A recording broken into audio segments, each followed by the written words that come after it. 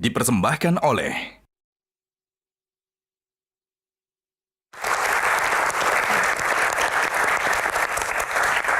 Ya, kembali di Q&A. Pak, menjadi Menaker kan berat ya. Karena kemarin juga Pak Wamen, Pak Eben juga kita tanya, kalau boleh milih jadi Wamenaker atau jadi apa nih di kementerian? Pilihnya pariwisata, karena lebih santai, bisa jalan-jalan. Kalau Bapak dikasih pilihan, setelah jadi Menaker, ada nggak kebayang? Memilih menjadi Menaker yang sukses lah ya. Tepuk tangan. Boleh ya? Kan tidak Boleh, boleh. Sukses dalam artian bisa memenuhi harapan dari masyarakat ya. Ya, betul sekali. Nah, bicara soal sukses kan teman-teman di luar sana itu juga ingin bekerja agar sukses hidupnya. Tapi di Indonesia itu banyak sekali syarat-syarat pekerjaannya. Kita coba ingin tahu ya Pak, syarat-syarat pekerjaan kalau melamar kerja di Indonesia dibandingkan mungkin di luar negeri, itu seperti apa? Kita coba tampilkan dan saya pengen tanggapan Bapak seperti apa. Nah, perbedaan lowongan kerja di Amerika dan Indonesia. Nah, ini misalnya looking for video editor, ada Premiere, After Effects.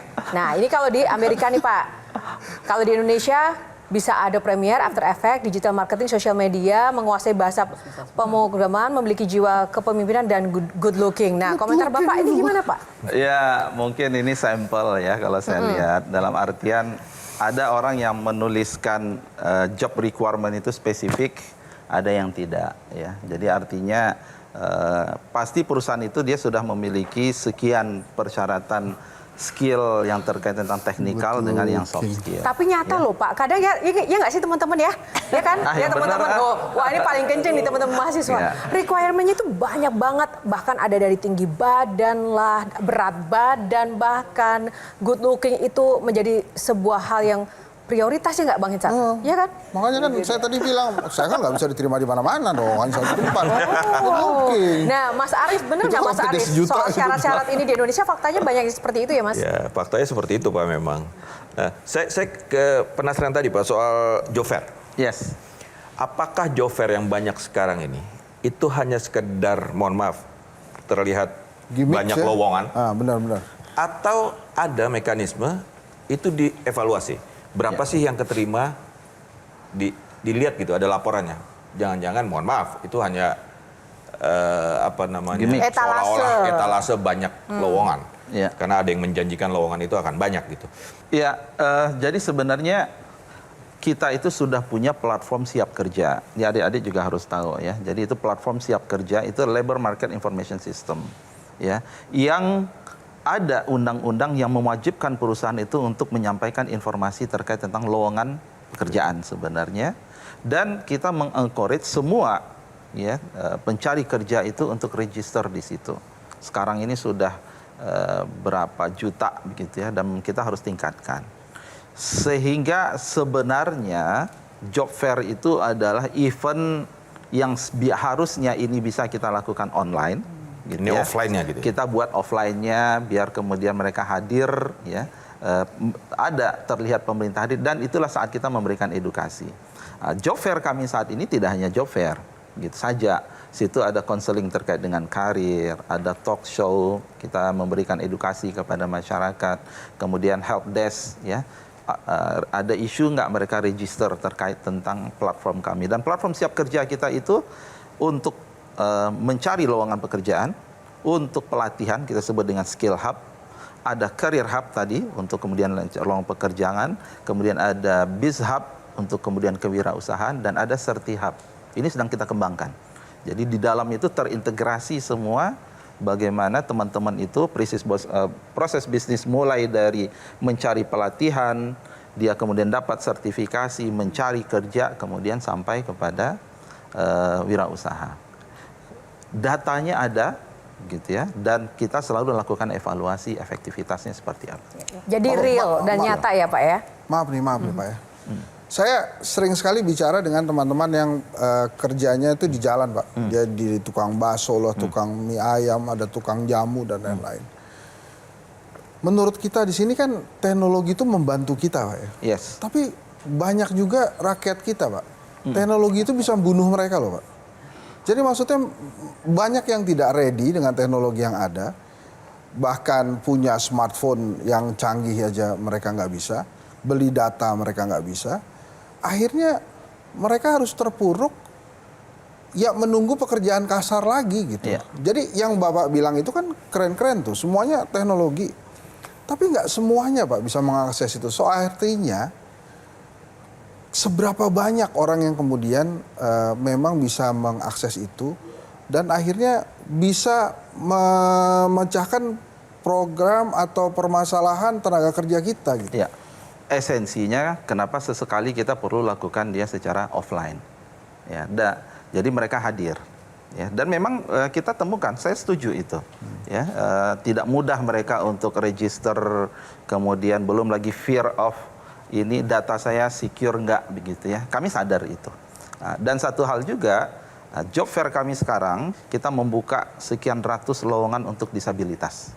Sejauh mana isu terkait tentang apakah peluang mereka bisa diterima, kesimpulan kami sementara yang tadi Bu Afi sampaikan. Lowongan itu ada, tapi ternyata tidak sesuai dengan kualifikasi yang diharapkan. Jadi isu kita adalah kompetensi. Jangan Mbak. Ya, menarik Pak, ada dua hal yang saya juga ingin tanyakan gitu ya. Yang pertama adalah terkait dengan ketenaga kerjaan yang terkait dengan transfer knowledge nih Pak. Yeah. Terutama di pertambangan. Kalau kita lihat sekarang kan banyak dari China gitu.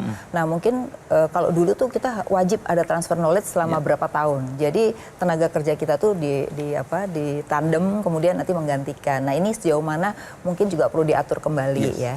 Yang kedua terkait dengan ini Pak, tagline kabur aja gitu ya. Itu sebenarnya memang kebutuhan di luar tuh banyak sekali yang berbasis skill gitu. Nah sebenarnya kan kita bisa G2G Pak ya. Saya rasa ini juga satu hal yang menurut saya perlu dikembangkan karena permintaan petani di Jepang tuh luar biasa banyaknya dari Indonesia. Tapi sekarang masih ilegal gitu. Nah kalau itu jadi legal menurut saya pendapatan orang kita jadi lebih tinggi. Gitu. Dua hal itu Pak.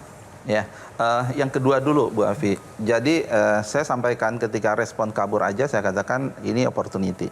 Ya, jadi bagaimana tantangan kita menyiapkan. Kalau pengiriman pekerja migran kan sudah ada kementerian sendiri, kami fokus di magang. Dan alhamdulillah tahun lalu itu total kita mengirim magang dalam konteksnya itu lulusan SMK yang kita latih ke Jepang itu sampai hampir 40.000. Dan sekarang kita targetnya lebih besar lagi. Ya, mereka kita latih sekian lama, termasuk bahasa, kemudian kita kirim 3 tahun, maka kemudian mereka kembali. Jadi itu program kita dan menjadi satu inisiatif yang menurut kita memang harus kita seriuskan. Dan kami membangun kerjasama dengan negara-negara lain tadi, namanya itu adalah magang sebenarnya. Magang dalam konteks ini continuation dari balai pelatihan yang ada, kemudian mereka praktek di luar negeri, sehingga tantangan kita adalah ketika mereka kembali nanti strateginya seperti apa. Seberapa besar itu bisa menjawab masalah tenaga kerjaan signifikan, Pak? Signifikan. Kebutuhannya Dalam artian besar, kan, di luar negeri sangat ya, besar. Artinya itu juga kalau kita bicara pekerjaan yang layak itu sudah sangat oke sebenarnya. Ya, jadi itu jadi tidak bisa juga kita cuma punya satu jawaban untuk sekian permasalahan kita yang kompleks begitu ya. Jadi memang harus kita banyak intervensi-intervensi. Dan yang pertama tadi lupa saya ya. Yang itu Pak, transfer knowledge Ya, daripada transfer knowledge sektor tambang itu agak ini kurang. saya memang harus akui kita belum ketemu solusinya gitu ya. Jadi kalau terkait tentang administratif itu sudah berjalan.